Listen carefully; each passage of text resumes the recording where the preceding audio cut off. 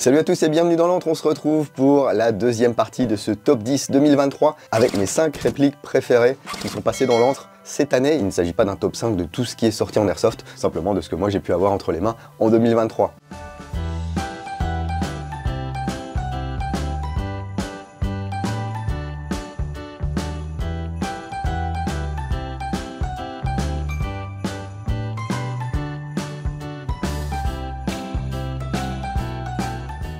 En numéro 5, c'est l'une des dernières sorties cette année, le Storm PC1, ce lanceur snipe HPA manuel dont le système est commandé par une Electrovan. Alors certes, il subsiste quelques petits défauts, mais moi je me suis très bien amusé avec ce PC1.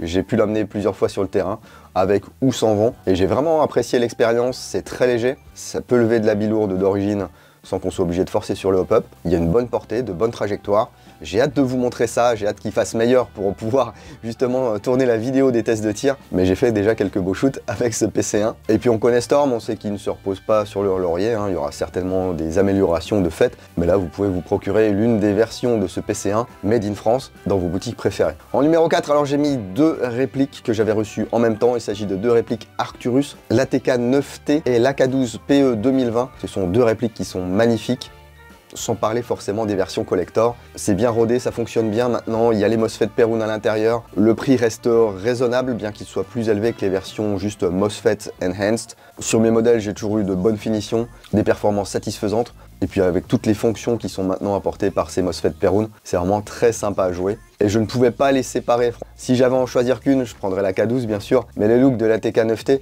c'est vraiment quelque chose dont je suis très fan. Et on arrive sur le podium avec le Desertec MDR-X de chez Silverback Airsoft. C'est une réplique qui avait failli être dans le précédent top 10, j'avais la réplique déjà il y a un an, mais je ne pouvais pas vous en parler, il fallait attendre la sortie officielle. Alors on lit un petit peu tout et n'importe quoi sur ce MDR-X, il y a des gens qui s'en plaignent, il y a des gens qui en sont super contents. Effectivement, il y a eu des petites erreurs de jeunesse. C'est le premier AEG entièrement conçu par Silverback, donc il y a des choses qui ont été améliorées en cours de route, il y a eu des kits V2 qui ont été envoyés aux acheteurs de la V1. Il y a plein de trucs qui arrivent, je peux pas trop vous en parler, mais soyez certains que le MDR-X il est pas mort, c'est un projet qui est bel et bien vivant, il va y avoir plein de choses en 2024. Je l'ai pris plusieurs fois sur le terrain, j'adore jouer avec, c'est mieux avec un casque anti-bruit, mais vu les shoots qu'on peut faire avec, ça vaut le coup. En numéro 2, je vais vous parler d'un PA. Il s'agit du Ster L9A2 de chez ASG. C'est pour moi mon PA de 2023. Les finitions sont excellentes, il y a de bonnes perfs, la conception est intelligente, ça fonctionne au gaz, au CO2, les chargeurs ont été disponibles en même temps que la réplique. En plus, c'est un modèle qui change,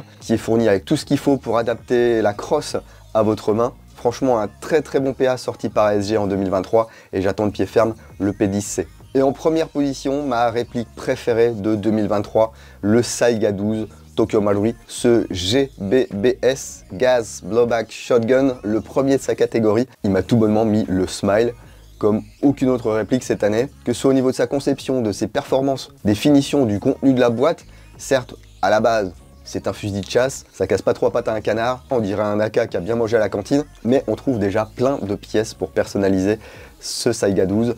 Et il y a encore plein de choses qui vont arriver en 2024. J'espère simplement que les gens vont rester raisonnables, qu'ils vont pas se mettre du drum et du full là-dessus pour aller jouer en full sur les terrains en HPA, parce que ça va être encore une fois une bonne excuse pour certains orgas d'interdire le Saiga 12 sur les terrains, et ça ce serait vraiment du gros n'importe quoi. Et voilà qui conclut mon top 10 2023 des répliques d'Airsoft qui sont passées dans l'antre.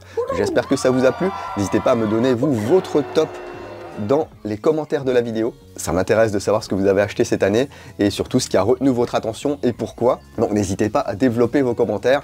C'est très intéressant également pour toute la communauté qui pourra regarder vos commentaires et peut-être choisir ses répliques en fonction de vos remarques.